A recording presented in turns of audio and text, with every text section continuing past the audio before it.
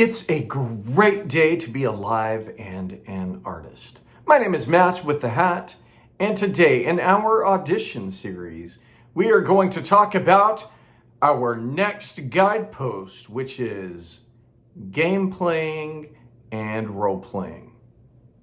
So, game playing and role playing. What is that? Well, I'm going to start off with role playing because I think role playing is kind of interesting. In each relationship, we have a different type of role we like to play, right? One of the basic ones we talk about in theater often is who's the cat and who's the mouse? Who is the one that is the predator? Who is the one that is the prey, right? But we also have some different roles that we like to play. For example, in relationship, who is the fixer, right? Who is the psychiatrist? Who is the one who takes the attention? Who is the go-getter? Who is the playful one? Who is the romantic one? We're constantly in different relationships, and we are constantly playing different roles. We even have these as stereotypes. That person's the class clown, is often said. We also have things like, oh, they're so dramatic. What a drama queen, etc., etc., etc. And so role playing is the role that we are playing in a relationship at any given moment in time. And our roles change constantly. So yes, we communicate with different people in our relationships. If we go back to our relationship guideposts and our communication and competition, we play different roles based on the moment, based on our conflict or what we're fighting for. We're constantly playing different roles. Right. Sometimes we play the role of wanting to be the person who is bigger than the other person. Sometimes we play the role of, and I think this is the most common, what do you want to eat? I don't know. What do you want to eat? Where we play the role of trying to pacify and neglect our own needs for the other person in the relationship. Sometimes we play the role of the robber, right? We're sneaking around trying to find out what's going on. Sometimes we play the role of, you've got the jealous husband as a stereotype. Every time he sees his wife talk to someone else, he's jealous and angry and right? And these roles are fun to play within the relationship. Find those roles. Find in your monologue what happens when you change to, I am in a relationship. Let's say it's a boyfriend-girlfriend relationship. And in this moment, I'm going to try to play Superman, right? I'm going to play superhero. I am the savior, right? What happens to that role? How does it change it, right? Or what happens if you change it to, I'm going to play the role of victim in that same monologue, right? How does it change? And how do you use it with all the other guideposts, right? And that's where we go into role playing. And now I'm going to talk about game playing. One of my favorite things to do, and these are all one guidepost, so I'm going a little bit fast here, but bear with me.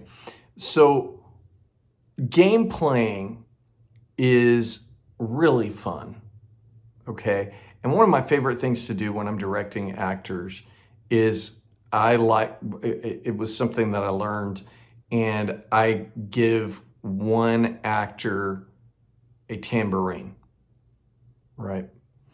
And the other actor, their job is to try to get it. And they've got to do whatever it takes to get that tambourine. All right, this is a great way, by the way, to teach people about conflict. This is a great way to teach about tactics.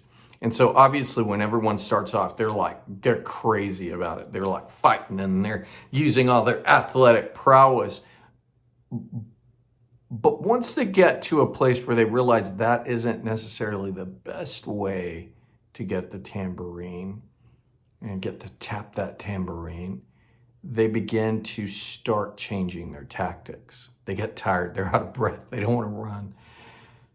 And they start to ask questions. They start to play roles. They start to play the game, and they start to change things, right? And if we consider every scene a game, right, that we are trying to win, what are you fighting for? I'm fighting for this. I'm taking it very seriously because I really want this. But if we can find that playful game to it, like, I'm trying to win this game. I'm going to do whatever it takes to win, right? And we let our competitive side take over, but we have fun and we play and we go, well, now I'm going to play the game of operation, and we play that within the psychologist role, right? And we're toying with it, and now we're having fun. Now we're exploring what is it like to be really surgically trying to fix this other person when we're playing operation. Oh, we hit the buzzer, right? What happens when we're playing chess? This is one of my favorites, is who's the master chess player, right? And so if you were to look at Othello, Iago is the chess player throughout, and he's piecing together the demise of Othello throughout. And he's 3 steps ahead of everyone else, right? So chess, great. Sometimes one character's playing checkers, the other person's playing chess. Well, who is it? And it's good to switch that around sometimes, right? Obviously, Monopoly. Who's trying to conquer the world? Who's trying to win all the money? Who's trying to get all the gold, right? And what are they doing to try to get those? And we're playing Monopoly in this moment. Sometimes we're playing poker, right? And that poker is we're hiding. And we're trying to bluff our way to victory, or we're trying to stack all the odds in our favor, right? One of a really fun one is what happens if you're playing Jenga, and I'm talking psychologically with these rules, just with these games, and okay, so I made this decision, and I'm having to do this. So this happens with lies a lot. We play Jenga. So in order to keep this lie from collapsing everything that I want, everything that I'm fighting for, I'm going to have to tell this other lie, which makes the whole basis of that lie really fragile, but I don't want the tower to fall. So Jenga is really fun. So what games are you playing in that relationship, right? This can be really fun in drama or comedy, right? Obviously, you've got games like charades, and you've got things like that. And then we've also got interpersonal gaming, right? What are the games and the roles we play in a relationship, right? What are the games of flirtation? The ways we say no, the ways we say yes, the ways that we manipulate the other person, the ways that we try to win, right? And the more you play with these, and again, psychologically play these things, the more fun you're going to have. And so what I encourage you to do as you are working on your monologue, and you've been adding these different guideposts, and I'm sure that as you're doing it, it's like, boom, it's exploding. New things are happening. Your monologue's becoming way more interesting, right? And you're getting rid of that cop in the head, especially using that imagination, is now you're adding this game to it. And so have a partner in there, right? And play the game with them. See what happens if you actually play a game while you're doing the monologue. Something may happen, right? It's It's allowing yourself to play. It's allowing yourself to put on a different role and try it the wrong way. Because I guess I should add this to game playing and role playing. One of the best things that you can ever do for yourself is to play the part wrong, quote unquote, right? This is supposed to be played like this. So like we've been using Romeo and Juliet a lot in these videos as an example. What if we play Romeo as if he can't stand Juliet? And I challenge you to do that with your monologue. Play it the wrong way. And you know what you're going to find? You're going to find that truth in the opposites. You're going to find that something rings true from that wrong portrayal, right? And this is a game that we can play, right? And have fun with all of it and see what happens if you add that lighthearted spin to your audition.